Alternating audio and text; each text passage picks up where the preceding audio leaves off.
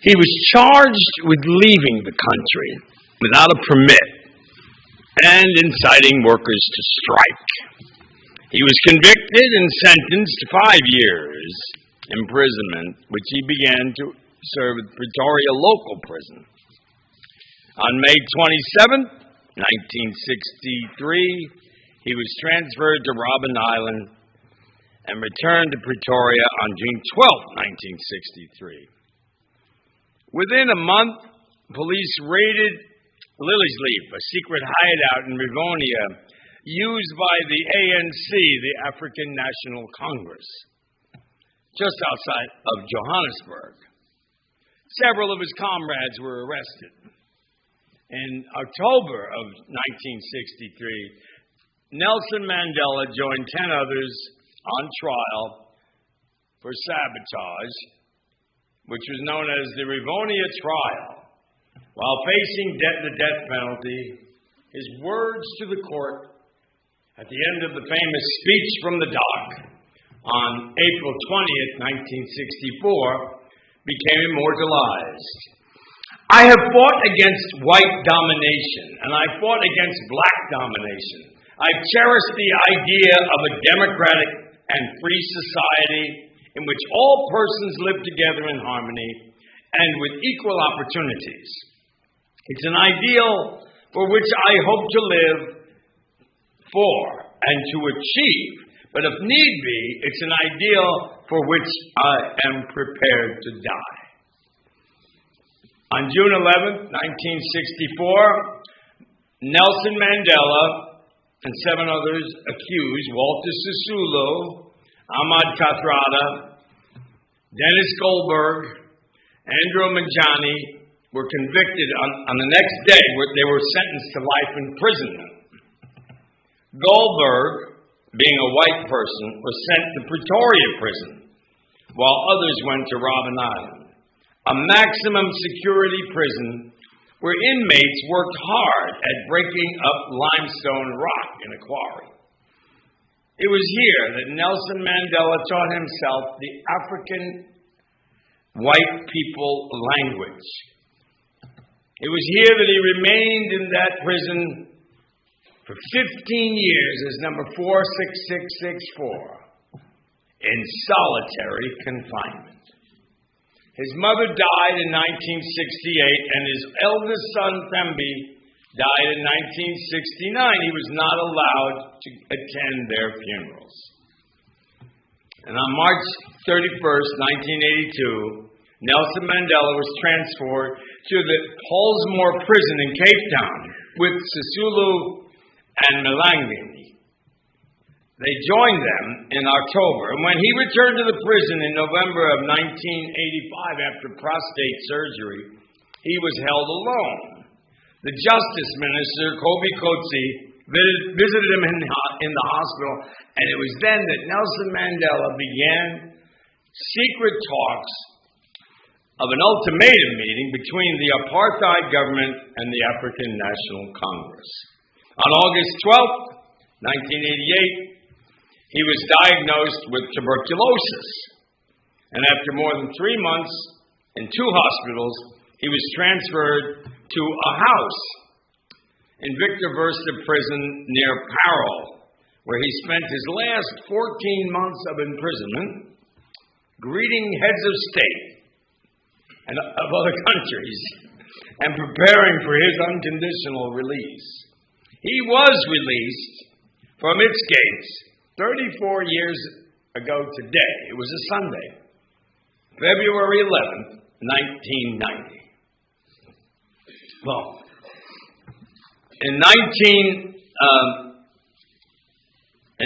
after immersing himself in all kinds of speeches and discussions with the white minority rule, in 1991 he was elected as the president to replace Oliver Tambo, who was ailing.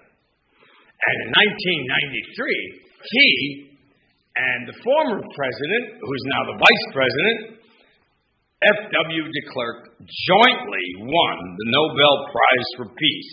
And on the 27th of April, 1994, Nelson Mandela voted for the first time in his life.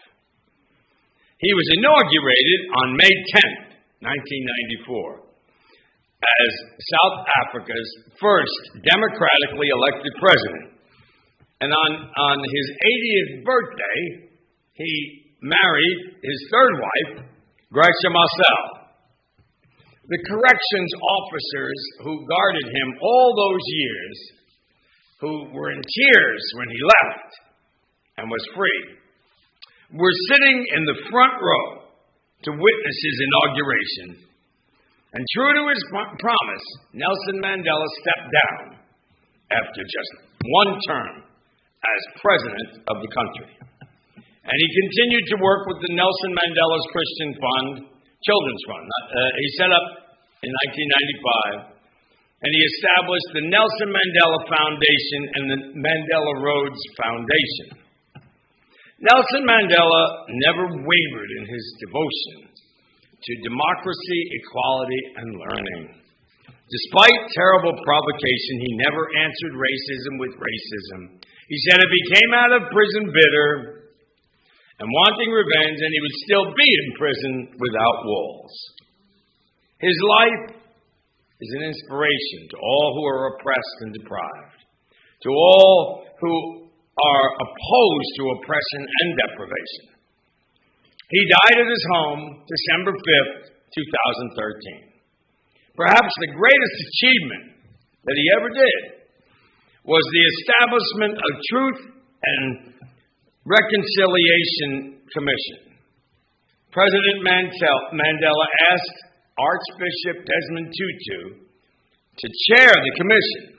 The Truth and Reconciliation Commission, chaired by Archbishop Tutu, who himself was the 1984 Nobel Prize winner for peace, helped to advance the reconciliation process between white and black citizens. There was this fear, justifiably, that blood would be running through the streets if the blacks were to gain power over the whites and exact the pound of flesh that they felt was deserved for all the abuses committed upon them by the white minority rule. How it worked was that they would come before the commission and they would say every criminal thing that they did. They would admit to it and express their apology for it, and they would be given a pardon and not serve one day in prison. But they must tell it all, every last bit of it. And there's only one person that did not do it. and I say that because of all people you wouldn't believe, Winnie Mandela refused. I was there. And Bishop Tutu said, I see you as a daughter. Please tell me. Please say what you did. And she would not do it. Now, that caused a lot of problems for the new Constitution, etc. And yet, the ability of the government and people to agree on many basic questions of how to order the country's new society will be a critical challenge that will go on and on and on into the next millennium, I would imagine. Which leads to you and me. How are we affected by this event? Well, have you ever heard the phrase, patience is a virtue? Right. Well, I'm here to say that the phrase patience is a virtue is long gone. We want everything in life right now. Now, I have no idea how Nelson Mandela lasted as long as he did. I don't know. He suffered in the gallows of Robben Island prison. And he broke the limestone and almost lost his eyesight from the glare of the rocks. It was clear that because he had the courage of his convictions, he would have waited as long as he had to in order to outlast his oppressor. But more than that, to win over his oppressor. For in so doing, he would really win. That's the great lesson here. He had patience unknown to most people. And I would have gone stark mad. You all know the way I operate. I would have gone stark mad being confined for any amount of time. But isn't it true that we want everything right now? We regard waiting as a form of impotence. Instant gratification is the name of the game. From handsome starting salaries to cyber sex to instant breakfast. There's no joy in the hunt, only in the catch. And if the catch takes too long, like they say in Brooklyn, forget about it. Much modern technology is predicated on our desire to find a shortcut to everything. Dating services promise to weed out the kind of negative things of undesirable traits, so we don't waste time learning things that are bound to disappoint us. Condensed books promise all the plot with less verbal fat. Who needs a character development, right? And shopping by phone or on the computer after watching TV means that even the ancient and highly socialized art of barter can be a solitary exercise, devoid of inconvenience and delay. Our desire to have everything quickly has pushed childhood so far back it hardly exists anymore. Innocence being one of those impractical stages that ultimately is a waste of time. Glamour shots of models, of little girls age 12, could make them look like they're 18. And for the rest of us, credit cards are the perfect symbol of the age, aren't they? Allowing us to have what we want now and then worry about paying for it long after we have lost the enthusiasm for whatever it was we purchased. See, the problem with all this goes beyond mere cynicism about the modern age. Philosophers, theologians, been trying for centuries to tell us what our lives can prove if only we will examine them.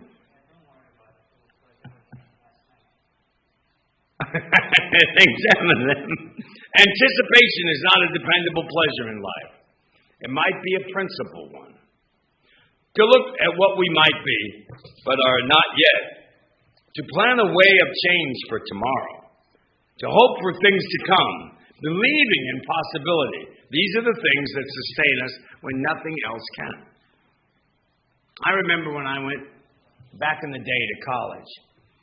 The bursar told me when I called to ask for my transcripts, the one thing that they told me on the committee is that there's only one thing hanging up here about your papers. We haven't gotten your transcripts yet from your school, Drew University. Well, call her up, and she said that I had gone to school so long ago that my transcripts were in the vault, whatever that meant.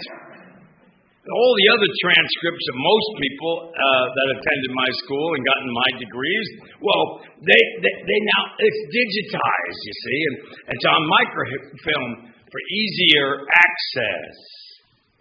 Well, that wake-up reminder of how old I really am, notwithstanding, every fall there's a ritual of renewal. Students and professors flock to the bookstores. That symbol of possibility is as real as the smell of fresh ink and binding glue. Remember that? Every class has its required reading list. Book students would never purchase if left to their own devices, and may not read if they can get away with it. But there they are, seminal questions of Greek philosophers, the lyrical madness of poets, the wizardry of science, trying to measure the mystical, all in pursuit of the holy grail called wisdom. It's a strange thing, experiencing life on campus. In the fall at any university, all things are possible, aren't they? Every student could get an A. Everyone but me. I tried, but I did get a few A's. Yeah. Every lecture may be tipped with fire. Every exam may probe the depth of meaning. And it will not be that way for long, of course, but one shining moment, that beginning of the semester. It is that way. It's that way in the bookstore, in the line as you get to the cash register, under the spell of blank tablets, fresh markers, and backpacks full of possibility.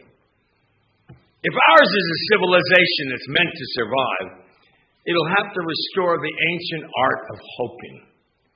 It will have to encourage the moral imagination and nourish human dreams beyond those of private ambition.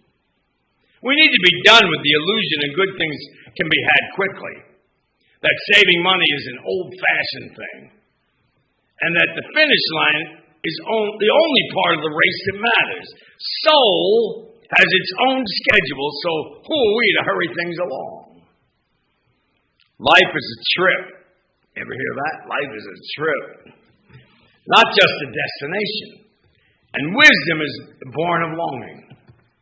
Just the same, our hopes need not be as remote as those of that memorable character in Dickens' Bleak House, Mrs. Jelby, whose eyes are always cast far off, like she's kind of on something, as if they could see nothing nearer than Africa. Many well-intentioned souls aping her telescopic philanthropy are out to save the world. Well under their noses there is neither joy nor well-tended children. We can hope for things close at hand. We can anticipate with pleasure the next meal, a good night's sleep, being with somebody that we love, in the midnight of reluctance to the sunrise of inner consent. Learn about the art of conversation with your intimate partner. If you wish to elevate any conversation, ask your partner what they hope to be someday. Living with tender hope is not a waste of time. And seeding life with possibility is not just the foolish sport of children. It's not. Living in the moment while anticipating the next may sound like a contradiction, but it's actually the unmistakable mark of a sacramental life, for want of a better term. Allow me to be the person that writes your prescription for your spiritual life. That's simple without being simplistic. That's sacramental without being doctrinaire. Consider hope to be the only disposition for which there is no acceptable alternative. Be patient. Oh, be patient. And remember how often things do work out according to the wisdom that's beyond understanding. Along the way, don't ever give up. The simple joy of looking forward to things that give you pleasure. Now, I was about to ask, what gives you pleasure? But then there he is. Hi, Ron. I'm afraid, Ron, you might be truthful. And I wouldn't ask you what would bring you pleasure right now, but maybe some other time now addressing this.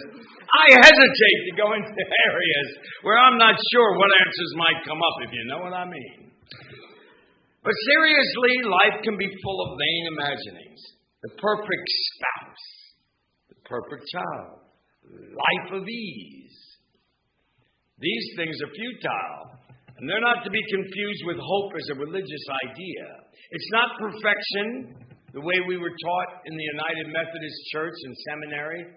Strive toward perfection, even though we know that you're never going to make it. Keep striving toward perfection. It's not like that. But a peace of mind which passes all understanding that we seek. Not perpetual happiness, but basic contentment. Not a life of constant excitement, but one of dependable satisfaction. Don't look past the richness of the ordinary moments, the so-called ordinary moments, in search of a happiness of some distant shore. And we all do that, I think, at one point or another. Put your oar in the water this day. Look after this hour and ask yourself what it means. To whom is it important? Beside you is sitting someone who is looking for a word of encouragement, a smile, a reason to get up in the morning, and also to welcome the evening. At the first sign of trouble, we can't run from each other. We need to run to each other. It takes time to make a life. It takes patience. It takes a kind of spiritual sacrament of hope. Hold fast to precious memories and project them into the future, savoring the next time you might enjoy these moments again. A child against your cheek, the loyalty of a pet named Milo, the tenderness of a kiss, the aroma of a home-cooked meal, the bed of a lover, the trust of a little one, the satisfaction of work well done, and a place to call home, the confidence of a coworker, and an unexpected letter from a friend. Ice cream on a long walk. Early morning mist on the fishing pond. A phone call from somebody that you admire. The sound of a mountain stream. The boisterous laughter of children playing. The rhythmic glide of a rocking chair. The dragon-slaying sound of a lullaby. Milk and cookies. A package that comes in the mail. A surprise gift. Fresh cut flowers on the dinner table. The quiet beckoning of a bookmark. The smell of a new bar of soap. The feel of an iron shirt. And a comfortable pair of shoes. I thought long and hard about what I could say that would help you to re-energize your batteries through all the strife and difficulties that you go through in the week. You come in here and you look like you're leaving one battle and you're heading for another next week, next month, or even in the next year. But what I come up with is that life of simple pleasures is what you make of it. You could call it a state of mind as well as a state of being. It's a meeting of the soul and sensation, available to everyone but guaranteed to no one. This much is certain. Life is amazing, I think, if you're paying attention. There is hatred. There is cruelty everywhere we look, no doubt about it. But there's also beauty and truth. Cells that differentiate, moons that rise, and water that floats up from the sea to fall as rain and then runs to the sea again. The years, the months, the weeks, and the days given to us are few. And they race away like low clouds pushed by a storm. The moments we have are brief, so brief, like puppies spilling out from a cardboard box. They tumble over one another, squealing, and then they're gone. The bright morning of innocence gives way to the hard work of midday, and then to the pensiveness of late afternoon, and then to the lengthening shadows of evening, and then to the long sleep, which there's no waking. Now, what about the beliefs of Unitarian Universalists? Well, we believe in the spirit of humanity, all humanity within us, and all about us and deeply among us. But we can see it only with the eyes of the heart. When we walk into it for one instance, one luminescent moment, we have a working definition of eternity. Like me, I'm sure you have pondered your place in all of the cosmos of this world. And I'm reasonably sure you've come up with conclusions I've come up with that this here, right now, is the only time that we have. So in the difficult days of today and tomorrow, and all that we have invested in each other, try, if you will, to renew the lost art of conversation. For without talk, life is a silent misunderstanding. Go to concerts. Listen to live music. It'll change you, I promise, just like it's changed me. For without the power of rhythm, life is little more than respiration. Never stop eating books, for they are the feast of the imagination. And those who are with children, and even those who love children, remember your 24-hour-a-day domestic religion called parenting is ever before you. Make the best of it and get the most from it.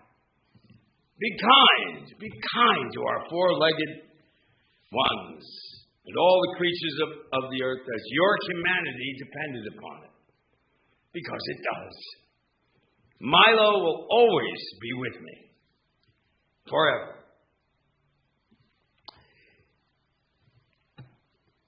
Consider writing a letter to somebody very close to you.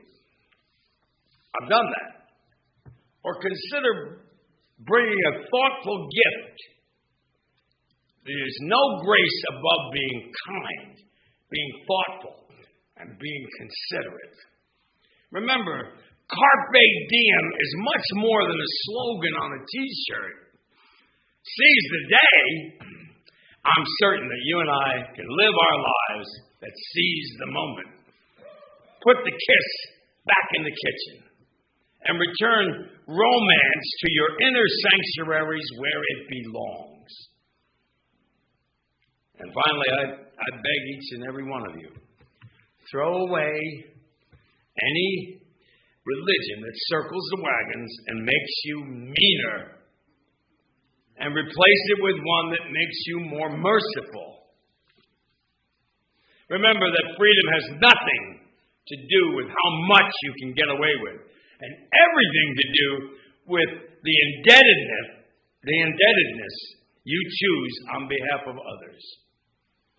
Get out of the drive-through lane and into your recipe box, or your toolbox, or your craft room, because cooking something, or building something, or creating something is so good for you and good for everyone who knows you. You want to know how you can have the courage of your convictions?